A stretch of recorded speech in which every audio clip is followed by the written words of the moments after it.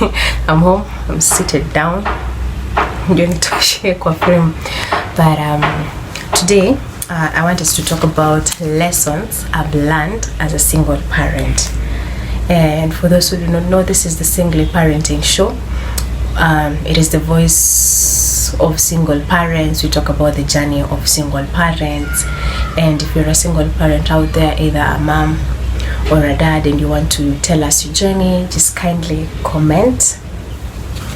And I'll put my email there also. You can also email me. Yes, and then we can be able to know what to do next from there. But yeah, this is Single Parenting, voicing the journey of single parents. And kama kawaida, I am Zoe'ivy Lutsili.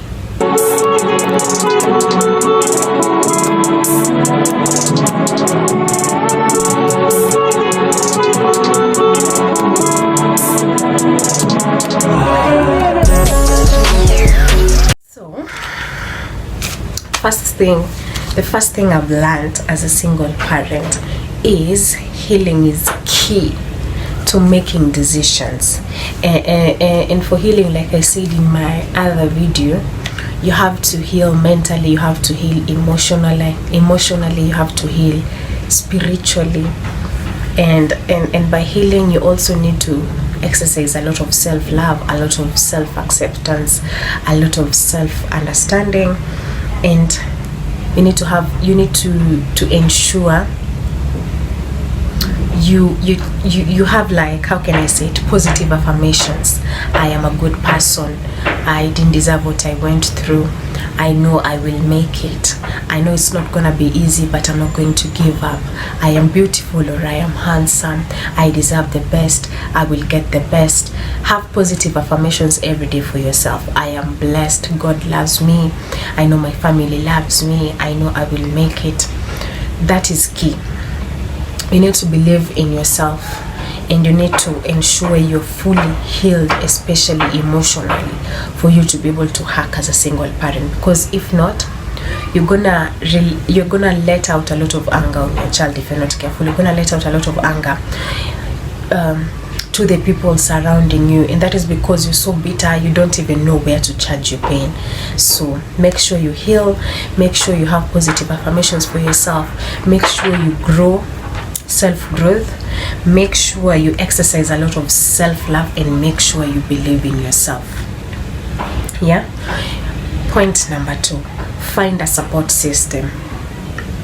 Now, as a single parent, if you do not have a support system, and if you're leaving your spouse who treated you really badly, either a man or a woman, it can really break you. So you need to have a support system. In my case, my biggest support system was my mom. She was, and she is up until now. So that is the person I'd call. I remember I'd be at work and I'd call her. I'd go to the toilet and I'd cry and cry and cry, and she'd listen. Alafu nikimaliza kulia unasikia Zoe, unakuanga kajinga, sasa unalia nini? You know, and I burst out laughing. So who is your support system out there? That one person who you know will never disappoint. That one person who you know, whenever you call, especially when you're still broken, they will listen. They will not get tired. They will not give up on you. They will always find a way to make you feel better. Mimi, my mom. And up until now, I cannot even say thank you enough for everything she has done for me, for the numerous calls she has picked, the numerous times she has had me cry, the numerous times she has cracked a joke when I'm down, just to make me feel better. Find your support system. Is it a friend? Is it a cousin? Is it your mother? Is it your father? Is it your sister? Is it your brother? Find a support system. And another thing, point number 3. I'm trying to go really quick because I have like I think 12 points. Number 3, avoid back and forth with your spouse. And I know many people will not agree with this, but believe me, when you have that back and forth with your ex-spouse, healing process inakuanga challenged. And you know why? Because you're trying to recover, and then this person mwenye mmegongana, mwenye mmeumizana na yeye, you're still in communication. Where is the balance? Sometimes leave your spouse if you've left and you want to heal. Go MIA. And I'm sorry, I know it is hard, and na watu wengi hawatakubaliana na mimi, but mimi I believe not communicating with this person speeds the healing process. Alafu after you felt better and you know you're mature enough to handle a communication without insulting someone, without breaking down, without being rude, without being arrogant, and without having to remember everything the person has put you through, then you can call this person and you can have a conversation without having mixed emotions. So it is very critical. Actually, hii point is very critical. You know, most of us, ukiachana na huyo baby mama ama baby daddy, the problem is we keep on fighting. Mko kwa simu mnatextiana, kidogo tena mmechanganyana, I miss you, kidogo you realize you don't miss the person, you start insulting the person, and it really takes a toll on you. So if you can give yourself space, I'd advise you give yourself space, because then and only then will you heal, especially mentally and emotionally, and you can be able to call someone when you're sober and you know you want nothing to do with them. You just want either to co-parent, and that's it. You will be sober enough. But as long as you're still there and breaking down, mimi I'd not advise you to call your ex. Jipatie space. And if mlikuwa mmefikiana mahali mmesema mmeachana but lazima kila mtu ongee na mtoto, find a way. Have a cousin there or whoever. Find out, even if it's your neighbor who is your close friend, every time he says he wants to call, wacha akisema saa 9 pea huyo nani simu saa 9, akipiga patia mtoto umalizane. Get a breather until you're mentally stable and emotionally stable. It will help. Another important point, create time for your child. And I think most people don't do this, especially when you've broken up, you're out of your marital home. You don't find the comfort in your child. Me, I did. So create time for your child. Go on dates. This are key, especially now the kid is not understanding what is happening. 1 minute mlikuwa kwa hii nyumba, the next mmetoka mnaishi kwa nyumba ingine, environment ni different. Mlikuwa wawili, sasa anaona mmoja wenu, mtu yeye anachanganyikiwa. Go on dates with your child. Create time. When the economy opens, chukua mtoto mpeleke pale kwa restaurant, put your phone aside, take some photos. May do that for memories. Bond with your child, show your child love.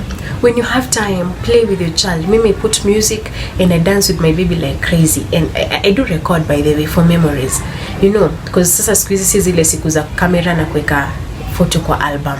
So get home, put on music with your child, dance with your child. Hata kama upendi kudance kwa nyumba, it's therapeutic, and it helps in creating a stronger bond with your kid. Mtu yeye anaona cartoon, kaa pale, wewe sawa, wengine tu watu ni cartoon zinatuboom, but be there, watch that cartoon kama umemshikilia, create that bond. And as much as we wanasema a mother cannot play a role of a father, a father cannot play a role of a mother, but that bonding moment usually helps at least to close the gap. Because yes, one parent is missing, but mtoi have feel that absence is strong, cause anona there's someone here at this particular point and I am getting all the love I need. Unaona, as much as it may affect them in future, hata feel ile impact kama uko wapo and you're creating a close-knit relationship with your child. Because the problem comes in kama your spouse left, umebaki na mtoi, you're not giving them time. Sasa mtoi humpati time, mtoi haoni mamake ama haoni babake, you know, uku hafeel love. Na hiyo ndo unapata that actually brings up a lot of broken children. That's why I'm saying the society we are living in right now has a lot of broken children. The things kids are doing on the internet, kwanza wa 2000, kids are broken. And that is because I think most of them wamelelewa either in a violent home, ama they were brought up by mostly single parents, na huyo single parent mwenye alikuwa either father ama mother alikuwa absent. Yes, you were there, but you're absent. Haupati mtoi affection, haupati mtoi time yako, haupati mtoi time. You're not loving the kid enough. and so they start outsourcing love from elsewhere. And if the kid is coming from a home where we have both parents minus the ones who are just rebellious, there must be something that kid is lacking, especially attention and understanding from parents. And that is why kids are on the internet doing a lot of shady things. So create time for your child, bond with your child, go for walks, evening walks, go for lunch dates, dinner dates, go for photo shoots, you know, watch cartoons, dance together in the house, cook together, go shop together, the supermarket. You don't always have to go to the supermarket alone. Bebana na mtu hii, enda na yeye, akililia kitu mimi uchukua hata ka crips na mpatia kana mzubaisha na tumemaliza hiyo story. Yeah? Another thing. Adopt a saving culture. Where? Kwanza this one. I didn't know. Hey, mimi kwanza nilikuwa spendthrift. I get money, I'm in town, anything I see nice, especially clothes, I buy. But then with a child, especially if you're a single parent, it doesn't matter if your ex-spouse is supporting you. My dear, adopt a saving culture. Because kuna siku huyo spouse ataamka na amue hakupati na hakusaidii, what will you do? Kuna siku huyo spouse, God forbid, ataenda na ulikuwa umezoea support yake, what will you do? Adopt a saving culture. And I know most of us right now are not earning. I know most of us are earning like quarter the salaries they used to. I know most of us right now do not even have money to support themselves. But this is what I say. When I was not working, I used to try put 50 bob every day. Ni hustle, by the way. 50 bob every day. Najinyima, hiyo airtime sikuwa nanunua. Najinyima. And when you're working, even now my mom usually tells me, hata kama unapata 10,000, toa kathao, rusha mahali.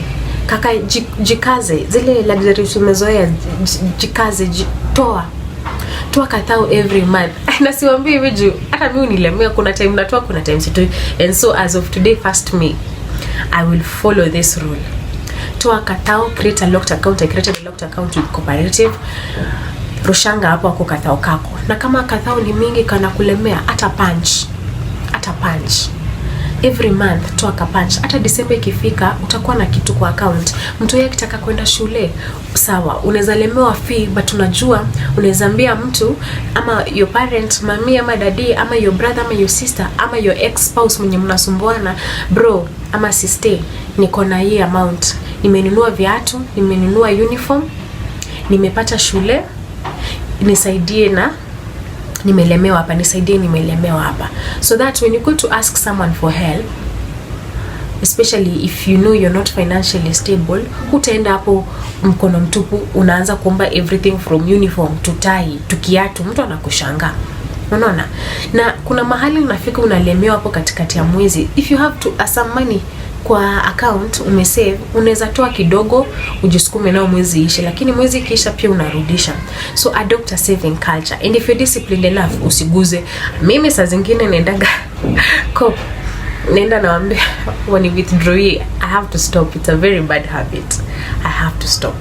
So we adopt a saving culture. Whatever you can afford to save. Because with kids, the more they grow, the more the bills come up, the more the bills pop up, and it can be hectic, very hectic, especially if you're not working. And if typically you're not working and you know you have no way out, do not beat yourself up. Whatever little you can do to sustain your child at that particular point, do it. This goes to the single fathers and to the single mothers.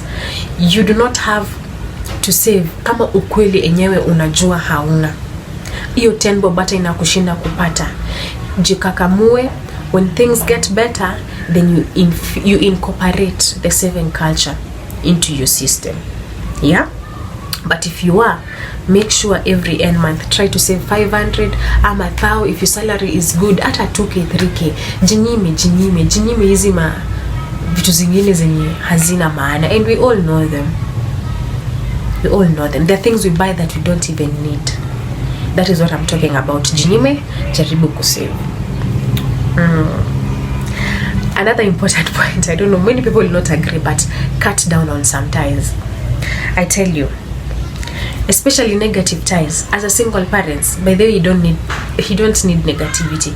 this person who is always ukimwambia kitu anakushut down. Ai hapana, bro, hiyo ni ngumu. Sis, utaweza. Cut down those people.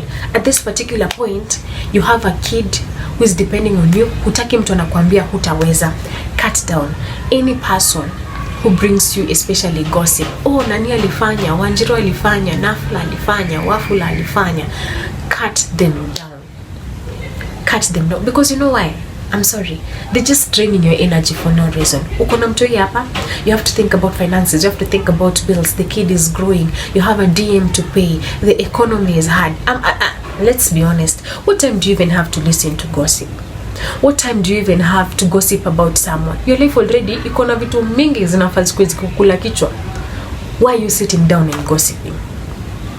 Relatives especially. Me kwanza relatives. Avoid relatives will come to your house all the time and the next thing unaenda kusikia huyu alihama akaenda huko. Hata sioni kama anawezana. Na ako katoto nimekaona kanaka ni kama hakakuli vizuri. So cut down on some ties. Cut down on friends that do not help you. Cut down on relatives who are only there to make you feel way worse about your situation. Relatives will come or friends will come, talk well when you're there, and then uko nje you'll go end up hearing some shitty stuff.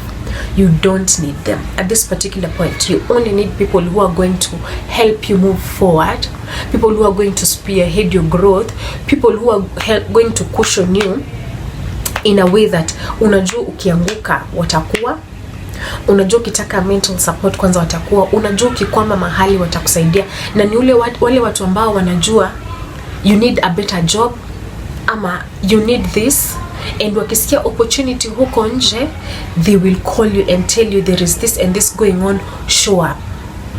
Get? So look for people who are going to help you grow, spearhead your growth, be your staircase to a better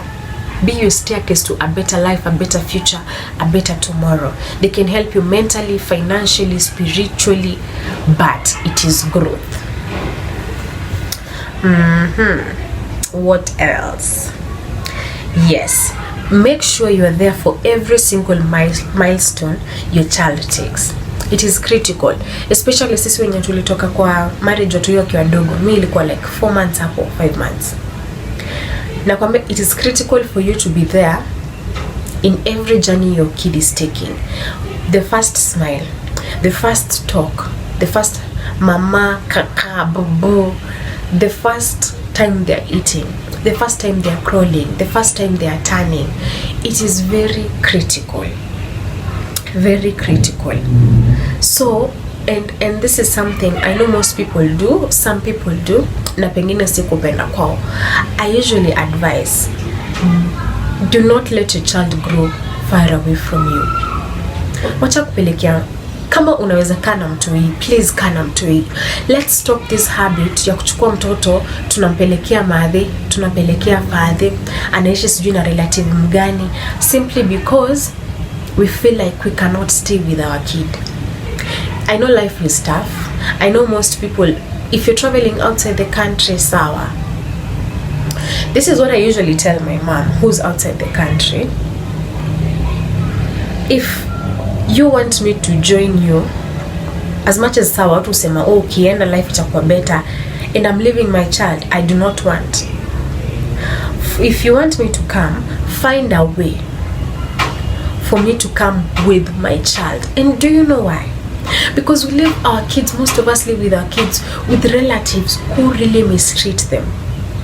Aki ya Mungu, ukiona zile vitoto wanafanyia watoto huku nje, mimi siwezi. And I'm not saying because I think I'm a better parent. Apana, just like roho yangu haiwezi. If you can live with your child, live with your child.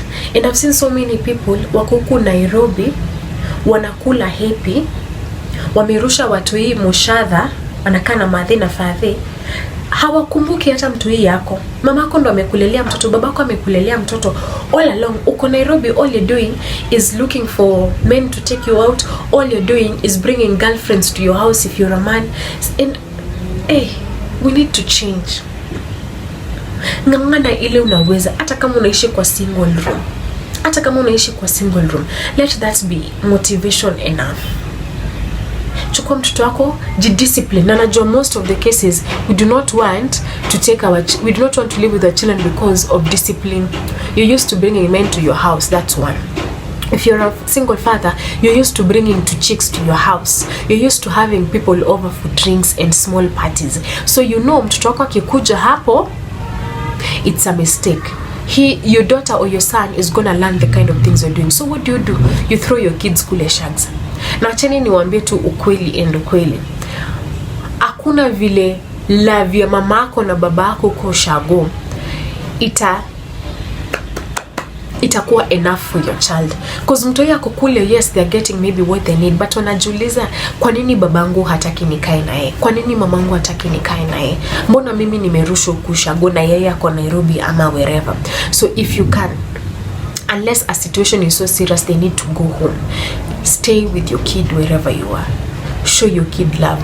Wacha mtoto ajue babangu ananipenda na niye niko naye peke yake, ama mamangu ananipenda na niye niko naye peke yake. And if you're a parent and you've thrown your child home, I know so many people, you don't even send money home, but unaweza pata pesa ya nguo, pesa ya kiatu, pesa ya nyama kila siku, pesa ya pombe. What is wrong with you? Stop giving your parents burdens kule nyumbani wale mtoi.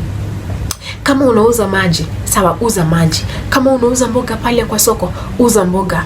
Support na ile kidogo uko naye. Umepata 500, tuma 250 nyumbani, baki na, in fact tuma 300. Wewe ni mtu mmoja, you can try survive. Okay, let's take care of our parents back at home who are taking care of our kids. Life may be hard, but your effort will not go unnoticed.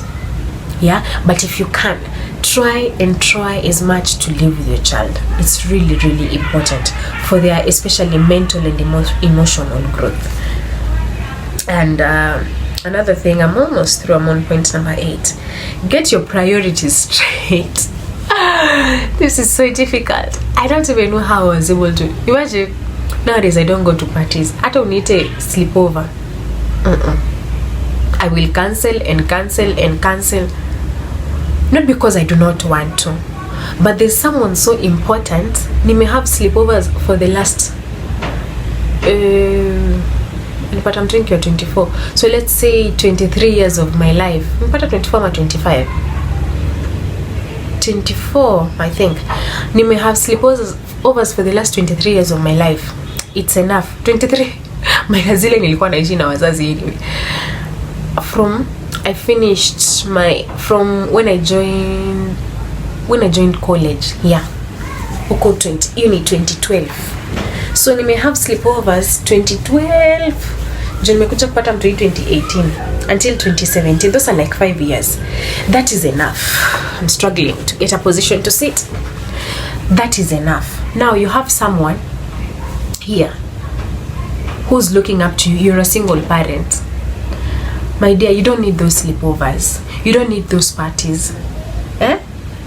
Get your priorities straight. You don't need to spend 1,000 bob on alcohol or 500 bob on alcohol. For what? Save that money. Sikatai, sometimes it's good to retreat, but ile nyeni every month, every end of the week, it is not important. So, what are your priorities?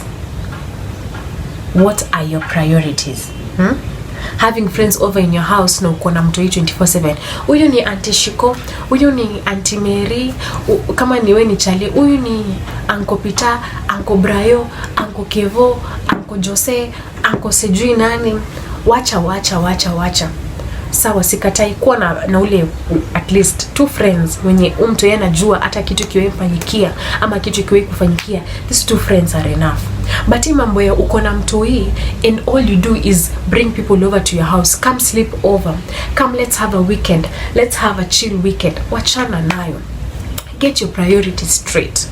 And this is the problem. Most of us do not want to change, especially when you have kids. We want to still cling on to the life we had when we were single, when we didn't have a kid in play. But the moment you get a kid, a lot changes. For a man or a woman, a lot changes. And the sooner you understand that, the better. The better for you, the better for your kid. So what are your priorities? Are friends your priorities or the well-being of your child? What are your priorities? Get them straight. Yeah. So, oh, I was forgetting another point I had written. In running around, umeiona wale watu tunakimbia, umeitoa bash mahali, una mtu wa kuachia mtu, umeweka mtoto kwa mgongo, umekimbia na yeye. What for? Lazima uende. Kaa home. Nani? Kaa home. Brian, kaa home. Matilda, kaa home. You do not have to. Umebebana na mtoi, umeenda bash. Mtoi imefika time anafaa kulala, kuna kelele, mtoi amechoka. And I remember with my Mr. X, what happened is, I remember he used to be he used to insist we go for these things with the kid. And I remember one time I'll insist, and my child was like, I think 2 months. Amengangana, amebeba mtoto, tumeenda mahali. Imefika, and I said, ikifika saa 2, we go back home. Imefika saa 2, hataki kwenda. 9 imefika, hataki kwenda. Namwambia twende, hataki. You know what I did? Mimi I took my child, I had had enough, nikabebana, nikamwacha huko. Nilimwacha huko, nikatembea, it was a long distance, nikatembea, nikarudi kwa nyumba. Na nikasema, this is the first and the last time I've actually fallen into your trap, kwenda kupiga huko kelele na mtoto amekaa hapo tumekaa hapo kutoka saa 6.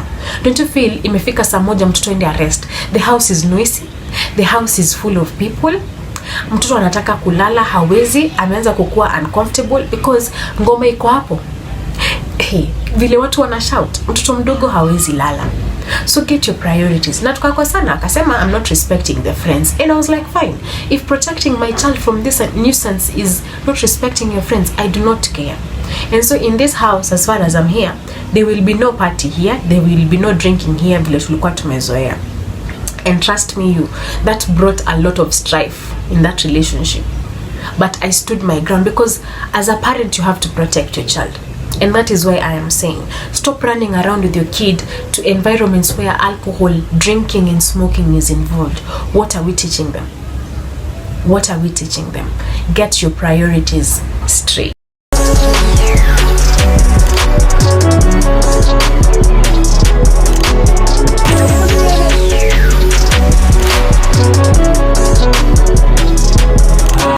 Now I have like 3 points to go.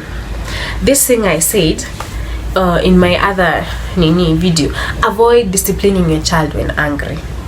This is very key, and I'll repeat. And this is because when you're chapaying your child and you're angry, you're not chapaying to discipline, you're chapaying to let out your anger. Na utachapa mtoto design ingine.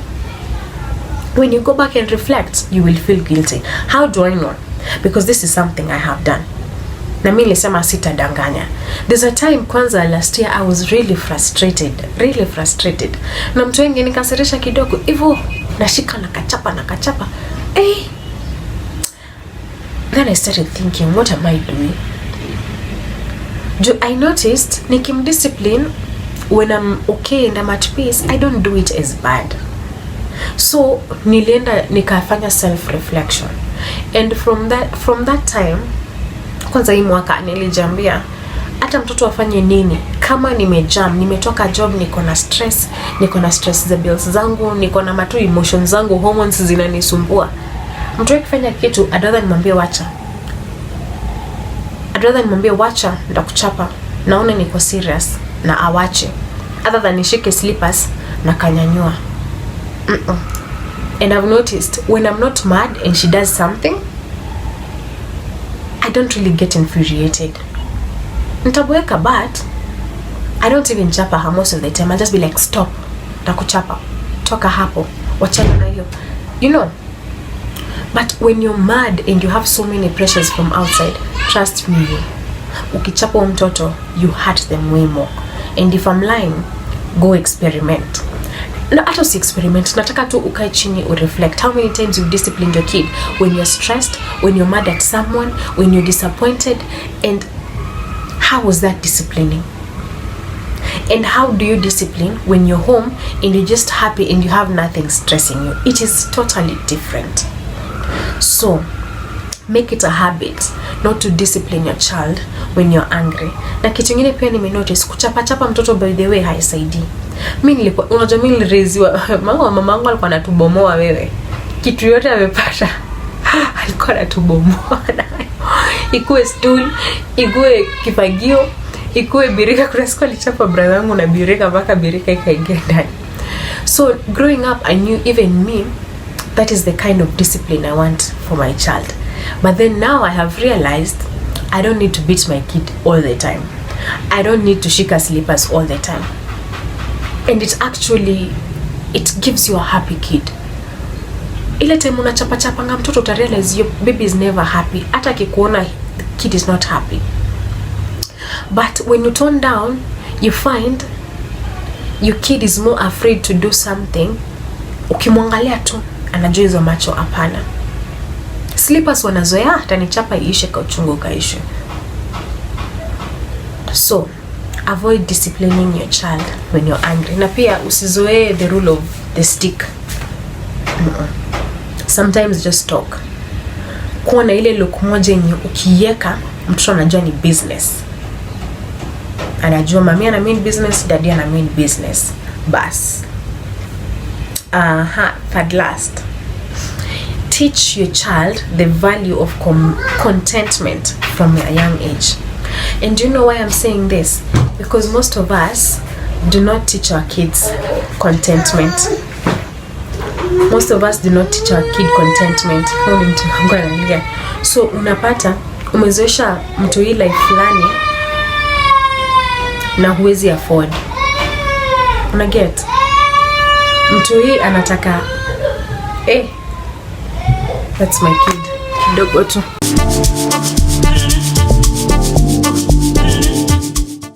I love you, mommy. Ignore the makeup. Ukijipaka alikuwa anajipaka. So, na hataki kutengenezwa. She believes she's good at this. But teach your kid the value of contentment. Mtu yeye anafaa kujua leo kuna pesa, kesho hakuna. Kama mama kuna pesa, ananibaianga kitu fulani nikiitisha. Kama hana, huwa hanunui, and the kid is okay. Usikule mtoto unataka kuweka mtoto life ingine hadi umezoea akitaka na hauna unaenda kukopa. Hiyo life itakumess. So naweza kubaia smoki kwa barabara leo, sawa, nunua. Siku nyingine upite alilia na hauna, mwambie nye mom, sina, elewa, niko na 50 bob na hii inatosha sapa. Nikipata nitakununulia. And that is how kids are supposed to grow. And that is how most of us, mimi nililelewa hivyo. Mamangu akiwa nayo alikuwa anatufanyia. Kama hana. And unaelewa. But siku hizi, simply because you find your friend is living a certain life, their child is living a certain life, you want to compete. For what? My brother, my sister, for what? Ukijeka ile unataka kuweka mtoto wako maisha yenye mtu mwingine na ameweka wake na mifuko zenu hazifanani, utaumia. So teach your kid the value of contentment. Na hata kama uko naye, usimzoeshe kila kitu unampatia. Kwa sababu maisha hujui, ile siku utakosa, ile siku maisha itapinduka, mtoto atakuaje? Most of us, especially we 90 babies, we know what it means to have and not to have. And that is because our parents were so strict. Unaona, hata kama mzazi alikuwa naye huku unadekezwa sana. And that is something most of our generation is not teaching our kids. Unaelewa? So, like I say, teach your child the value of contentment. I don't know if I've made sense, but I hope I have. The last 2 points nataka kwenda haraka. Every child is different. Stop comparing your child's growth. Yes. Stop comparing your child's growth to your neighbors ama your relatives.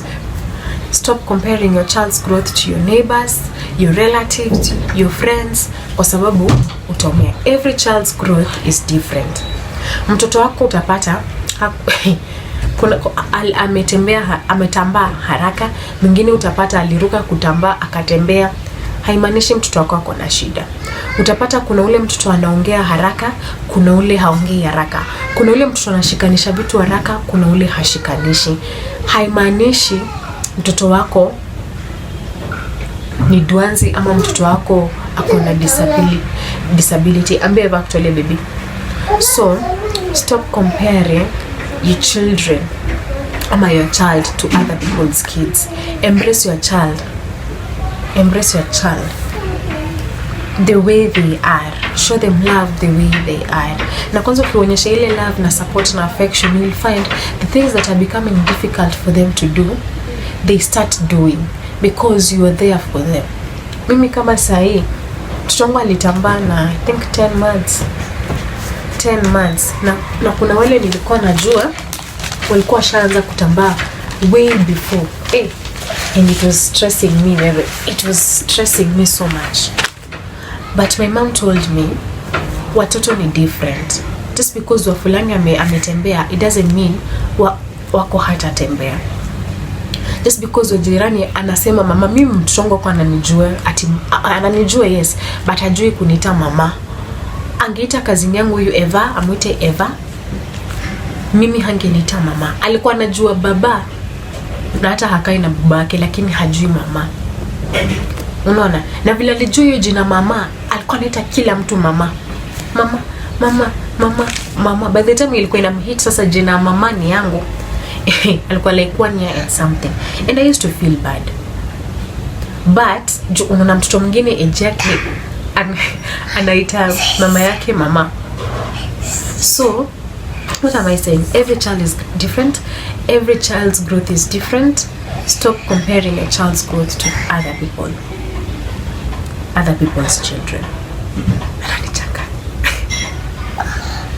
Be patient with your child. Embrace your child the way they are, and with time, the things they're not doing, they will do. Right now, Zalia, A for bird. You see? Na niko na chat pale every day saying A for apple. Saa zingine atasema A for fish. A for Fish. A for apple. Apple. B for Girl. B for Bear. C for Cat. D for Dog. E for Zebra. E for zebra. You see? So that's basically it. Be patient. Mtu wako atalearn hizi vitu pole pole. And just because wanani wa fulani amefika certain stage, it doesn't mean wako pia anafaa kuwa at that particular stage. Lastly, no parent is perfect. Sasa cheni niwaambie, mimi mtoto wangu nimemlea na Google. Google na hizi ma parenting apps mingi. Nimesahau majina yake. Kwanza ngine nilikuwa nanitumia email every day. And do you know why? And this is why I'm saying no child is perfect. Do you know Google and these parenting apps, they help you understand. And they will tell you your child is not crawling. Sorry. Your child is not crawling. Give it time. Do this. Kidogo mam tuna short. Do this and do this and they will start crawling. Give it time. But ukienda kuambia bishta kwa nini, most of them kwambia haya. Guy. Hajaanza. Guy. Haongei. We. Na mimi wangu alianza kuongea sijui na miaka ngapi. Those things actually disappoint you, and you'll start feeling like you're failing as a parent. But you need to understand, no parent is perfect. Motherhood is a learning process. Fatherhood is a learning process. Hata uko na watoto watatu, usikuje kuniambia. With every child you get a different experience, and any same person atakwambia mtoto wangu wa kwanza ilikuwa hivi, wa pili ilikuwa hivi, wa tatu ilikuwa hivi, wa nne imekuwa hivi. Because every child comes with a different experience. So stop beating yourself up for things you cannot control. Mimi, I made Google my friend, and Google has helped me until now. Why?